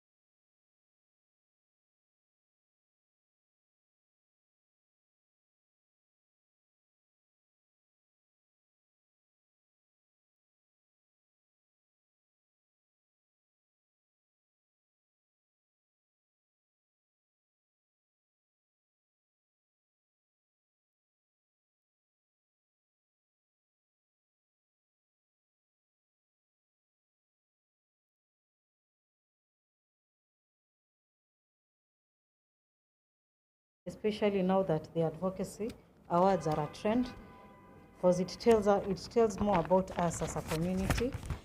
We have to consider the role of HRDs on behalf of the digital frontliners. We do good capacity building. We are supposed to include the legal team in our activities to know how they can represent us in a court of justice. Also include the higher institutions to reduce the gap. HRDs and CSOs need to work together and form an army, especially with the upcoming elections. We need to be each other's backup because the political wave is way stronger than we think. Adika, don't forget to give us the address of the organization that is yet to launch the same project. You said that. We should also include service providers like Safaricom and Airtel, who have also raised in actions of police. We're supposed to include the judiciary court, because cases, they always end up in court. I've just tried to compress them together. Is there anything that I've left out? Okay,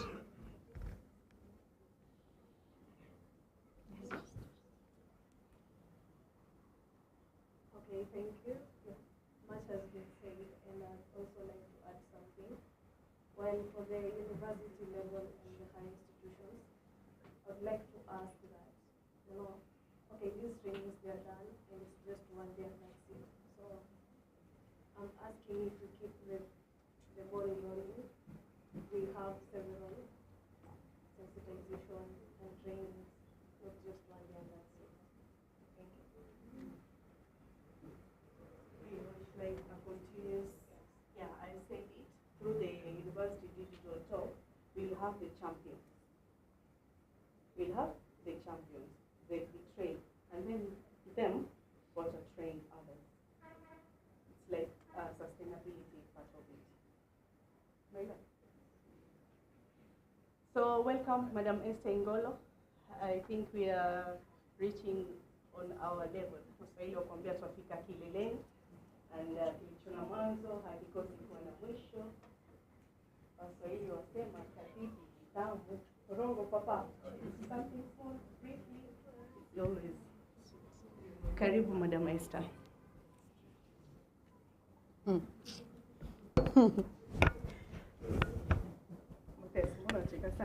Leo karibu nimtukane lakini nikakumbuka. Yaani tuko public, siwezi mtukana lakini nitakutukana baadaye. Habari zenu. Mtanisamehe kwa kuchelewa. Majukumu ni mengi, kwa hiyo ilikuwa lazima nifanye mengine ndio nije. Lakini nafurahi kuwa hapa. Asante kwa mwaliko Naila, and congratulations for this project that you're launching today. Before I even say anything, I want to ask how many people have followed the story of Sonko and the daughter? How many? Sote? How many people have picked anything from that story? What have you picked, Chipet? I picked the lady. Thank you. Sawa. Anything else? I like that. Thank you. Sawa. Kwa sababu yofanywa kila kitu. Alimenunuliwa gari, wanalishwa, watoto wapelekwa skuli. Yani the man is not doing anything. Sonko ndio yofanya kila kitu. Tuliandika. Yes? The rich also cry. Sawa. Yours was the same. Yeah. Yes. Haijalishi. Okay. Why I raised that particular story, and I've taken keen interest in the story for many reasons. Kwa sababu, even before you continue. Yes. Whatever is happening has happened also connects to what you're discussing. Yes. Because one,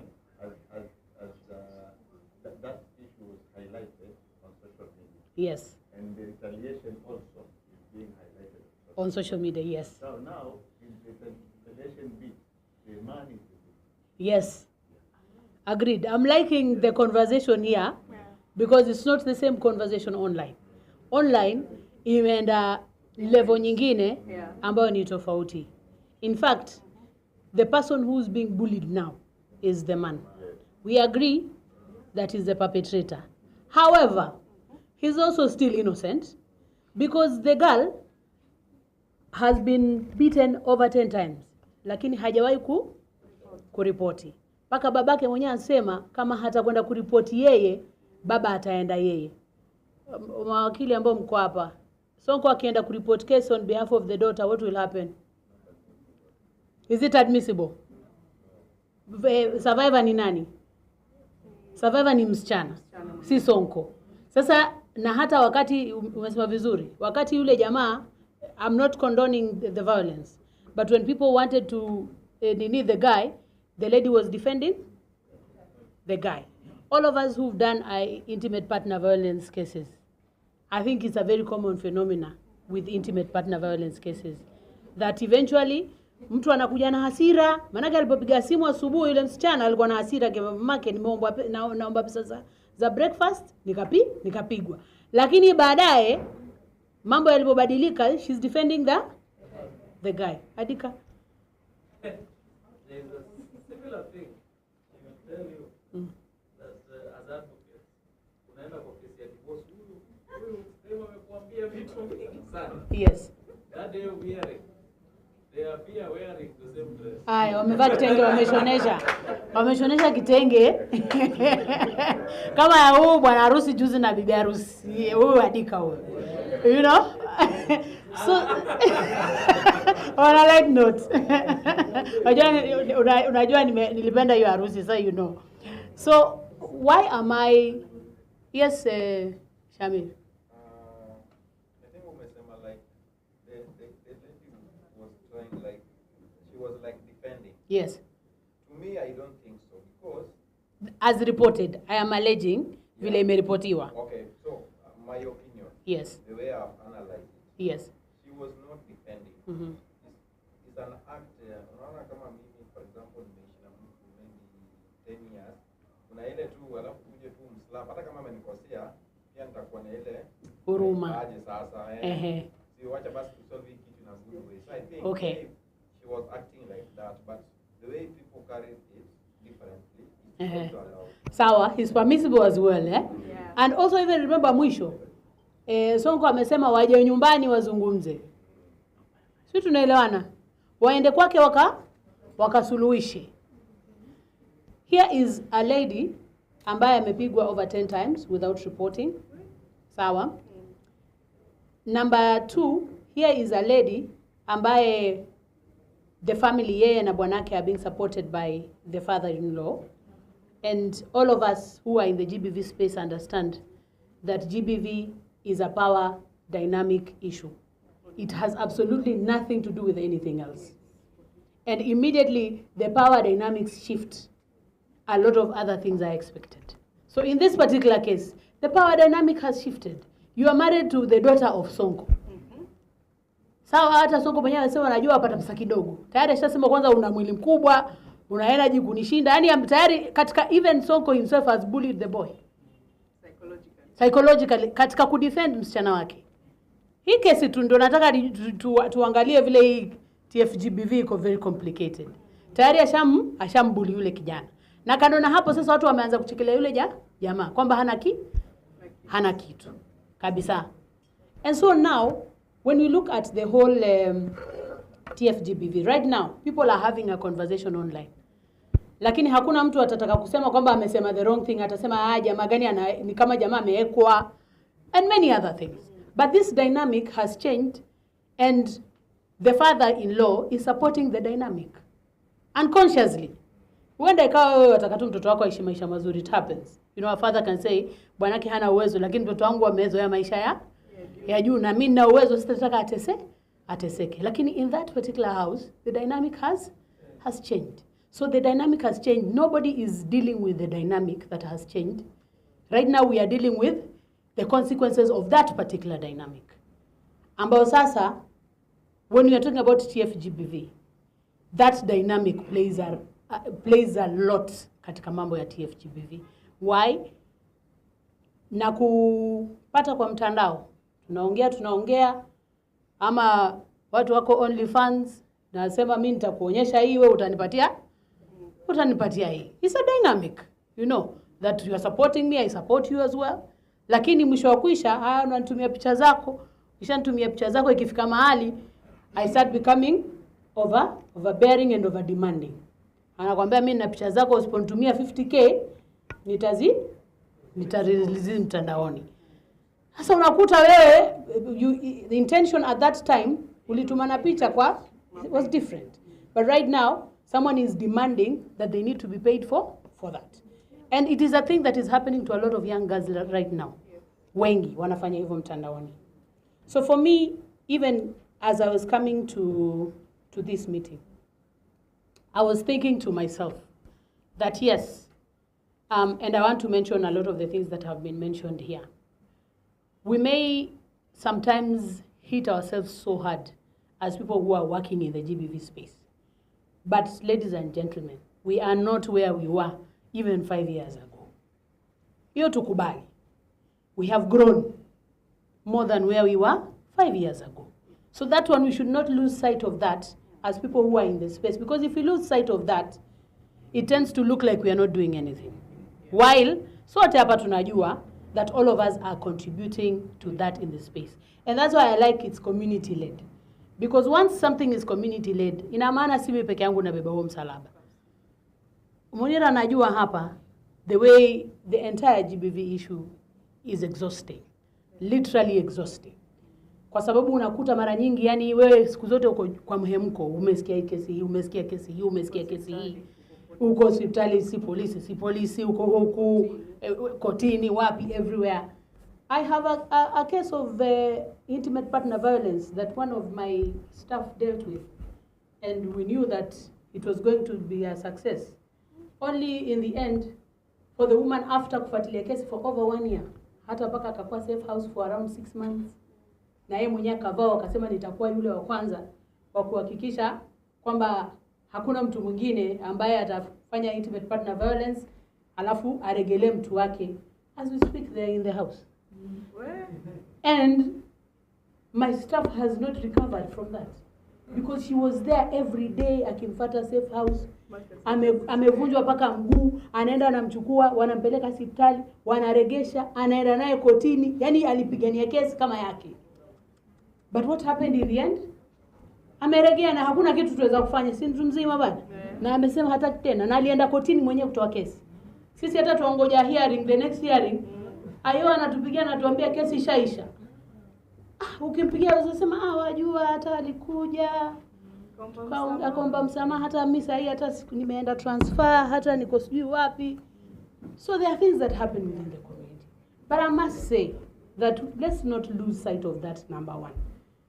Number two, let us also not lose sight of the fact that kumekuwa na a lot of positive changes as well. I know you mentioned the issue of the specialized SGBV court. And I think one of the things that we are not looking at is the reason why ilibadilishwa. Because wale magistrate walikuwa pale walisema it's too much for them. Wengi hawapati ile debrief. So unakuta dealing with GBV cases every day becomes too much for them. And also remember, alikuwa ni magistrate mmoja tu. So you can imagine on a daily, and I'll point at Munira a lot of time because I know. Daily wewe unasikiza kesi hizo daily, every day, day in, day out. Hata utakuwa na burnout.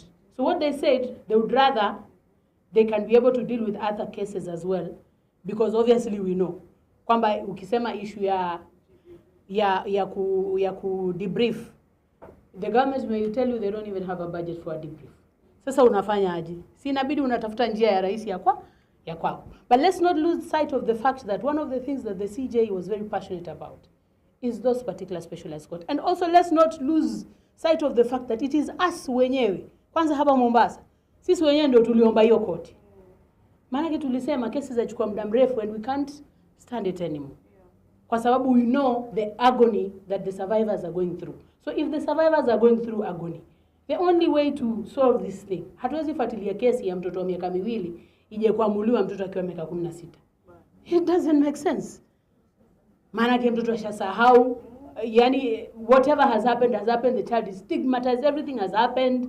At that point, hata how do you celebrate a victory after 12 years? It's impossible to celebrate a victory after that long.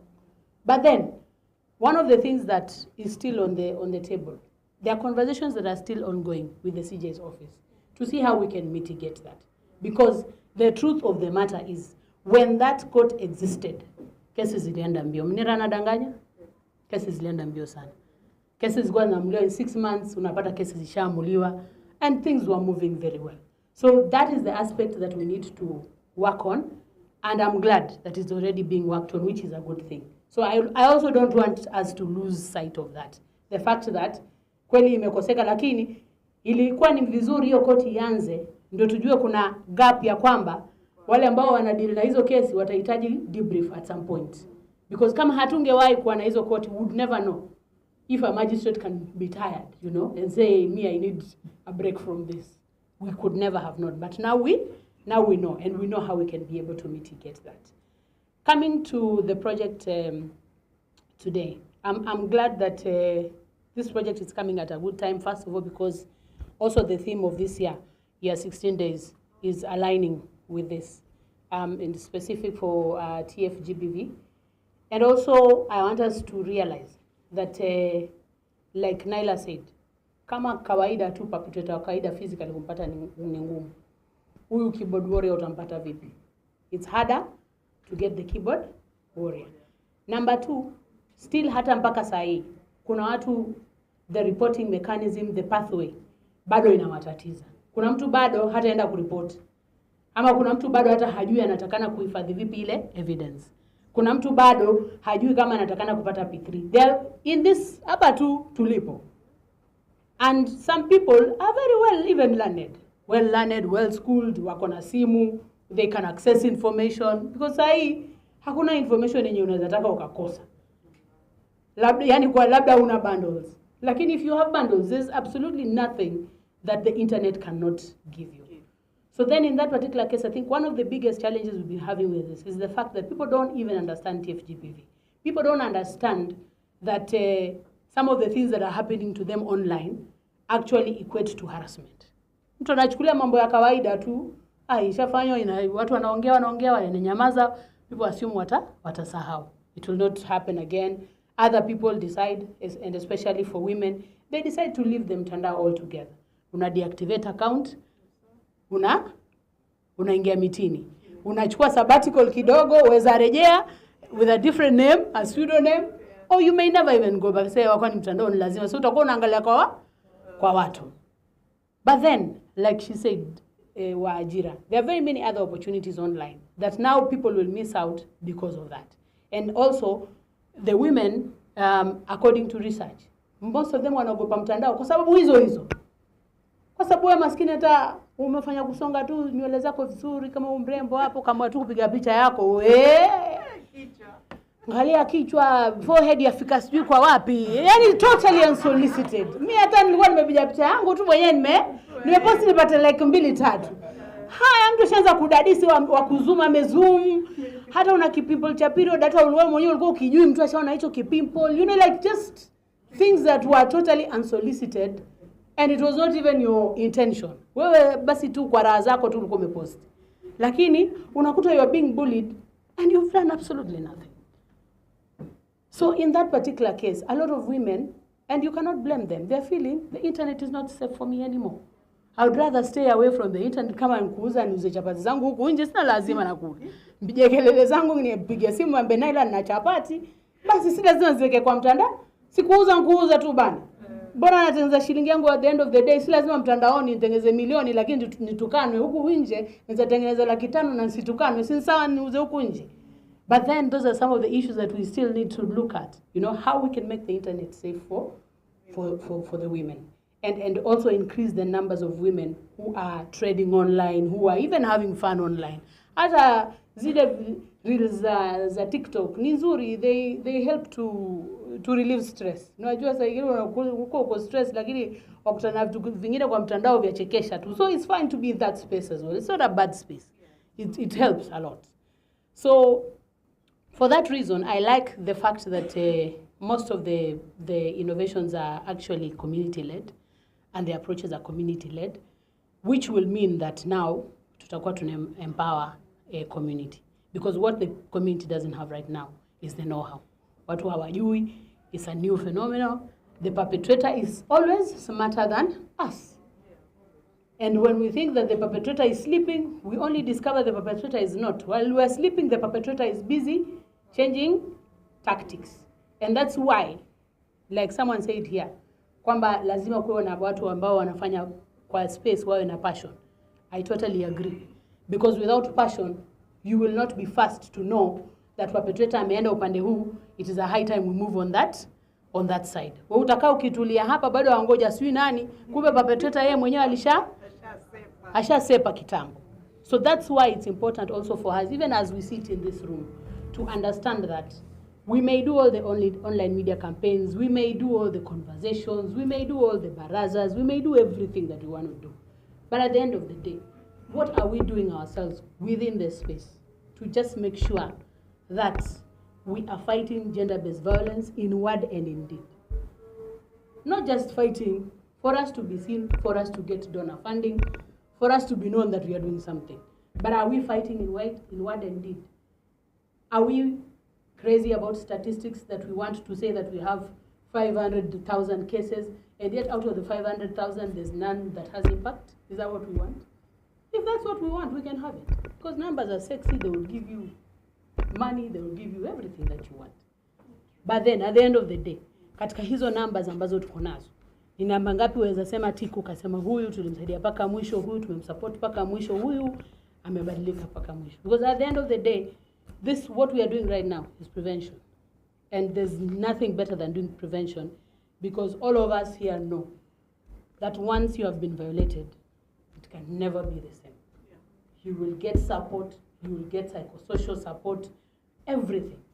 But healing is not linear, so you may think you've healed 20 years down the line, something triggers you and you go back.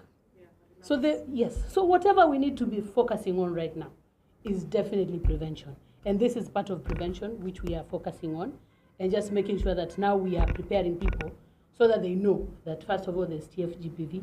2, they know what to do when it happens. And also one of the things that we really have to tell the community, we must speak. And speak for ourselves. Usingoje Naila kuongele. Usingoje Adika aende akapige kelele kwa sababu yako. Wewe umedhulumika. Zungumza wewe mwenyewe. It doesn't matter, because at the end of the day, the more silent voices, the more stronger the perpetrator is. Perpetrator haogopi, ajali. At the end of the day, he's ready for the next prey. Paka anapiga mtoto wa Sonko, shwari. Imagine. Sonko, mwenye anajulikana ni no nonsense. But the boys amempiga ule demu. Kwani mtafanya nini? Na ule ni Sonko, na Sonko anaogopewa na watu wengi. So that just tells you that also all of us are prone to be perpetrators. So even as you talk to the community, also remember to still talk about the social norms that are still within the community, that are making us be where we are. Can we have honest conversations? Can we tell men that it is okay? Kama mimi ninapata mshahara mzuri na naweza na nimejitolea naweza kulisha familia, isiwe issue. Sasa mbona unakaje? Papa, mbona unakaje? I mean, because things have changed. Sasa hivi ukikosa kazi tufanyeje? Mimi pia niache kazi tukae njaa. No. Be okay with the fact that you can be fed by a woman. And a woman be okay with the fact that anything else can happen like that. Isiwe manake social norms zile tunakwamia saa nyingine are the ones that are perpetrating the things that are happening right now. And that's why I'm saying we need to really have honest conversation about the norms. Some of the things we've believed for so long, we've been socialized to believe, they are cultural, yes, but then which ones are we holding on and which ones are we letting go that are not serving us anymore? Because at the end of the day, a happy woman and a happy man is a happy society. But if one is not happy, the society can never be happy. If the man is not happy, we are not safe as women. If the women are not happy, the entire community is not happy. So at the end of the day, tukumbuke sote kwamba tuko katika jamii, we are in the community, and we have a responsibility to be able to talk to the community. So Naila, as you implement the project, I want to wish you all the best. The county government will of course support you. Whenever you need us, to support. This is also part of the things that we are also doing. Even within the 16 days of activism, we are having, we are actually capacity building influencers on TFGBD as well. So then this is a good start, because the more the merrier. Hakuna mtu ako na monopoly, hakuna mtu mwenye anaweza fanya peke yake. Huyo akifanya huku, huyo akifanya huku, then we bring together, it becomes one happy society. So thank you very much guys. Asante sana kwa kunisikiza, and all the best tonight. So before you officiate, let's have ladies in front. Hata wanaume pia mnaweza kuja. Ongeza waje wote. Umeshaambiwa hapa una Okado wa kwanza. Leteni hizo popa. Okado umeambiwa uje. It's okay, Shabi. You can come to the front.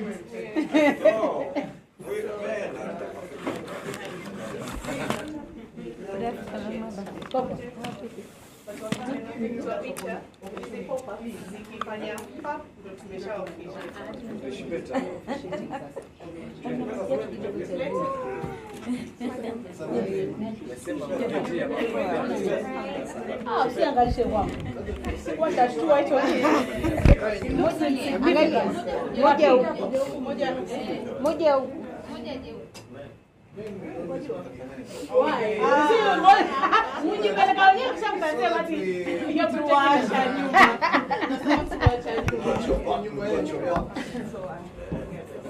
So, Mko tayari? Mko tayari? Eh? Mko tayari? Mwejulia. Ngoja tulia. I'm the one who's giving you a Mko tayari? You ready? Ready? Mko ready? Yeah. Okay. Okay, ladies and gentlemen, and with this, I declare this project officially launched.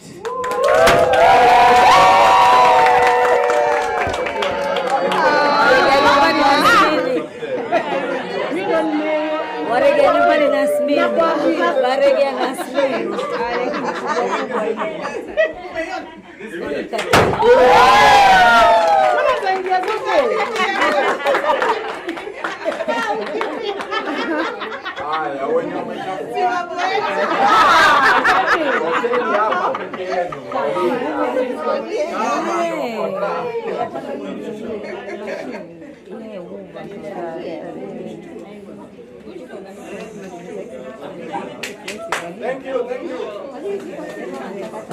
You got 9 shots. 400.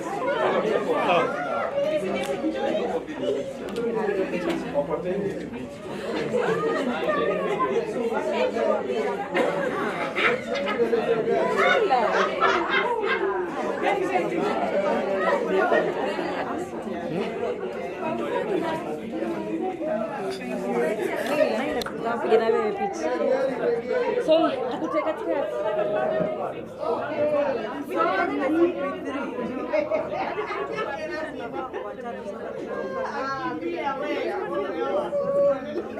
Munatuonaga lakini cameraman. Cameraman. Sijakatukata Okado. Hawezi tukata.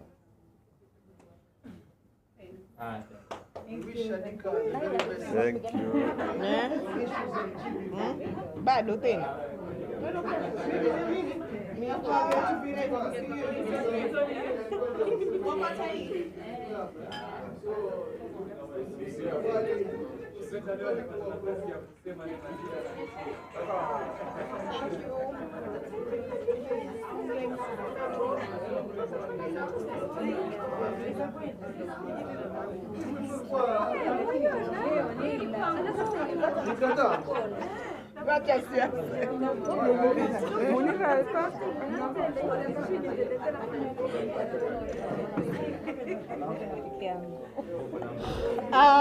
Feel logistic.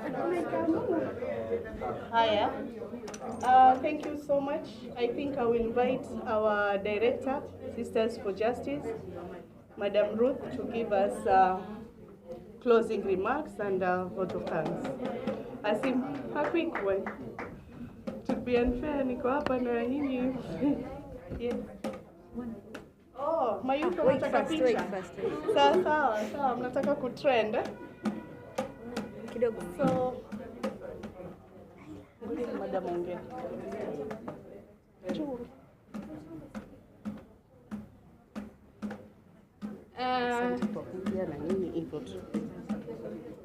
Hello. Tuko pamoja? Gabriel. Tuko pamoja? Langu ni kutoa shukrani kwa nyote ambao mmeweza kufika katika hafla hii. Najua Sisters for Justice hawezi kufanya hili jambo peke yao. Ndio maana wakawalika nyi wote na mmekuja hapa. Naomba nyote mlokuja muendelee na ushirikiano huo katika kuimplement hii project ambayo umeianzisha, na baada ya miezi 6 Naila turudi tena hapa next time tukate keki ambapo tutakuwa tumemaliza project vizuri. Sawa. Asanteni kwa kuja na Mungu awabariki. Yeah, thank you so much. I think there is lunch. Please don't leave without having our lunch. And there is a logistic issues. You'll get money online because we are also moving online. Every transaction will be done online. So thank you so much, colleagues, friends, my mothers, my sisters, my Gen Zs, and my brothers for coming.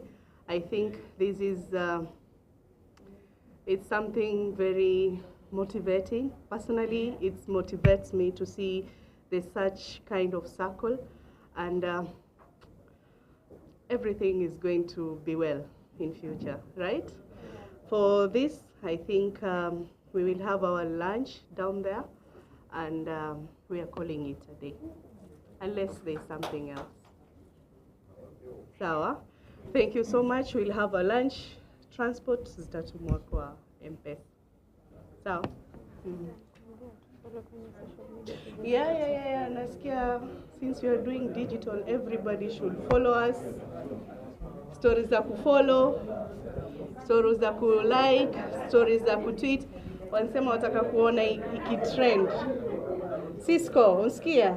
Wanasema kila mtu akitoka hapa atufollow. Na muambie watu atufollow. Sawa, asanteni sana.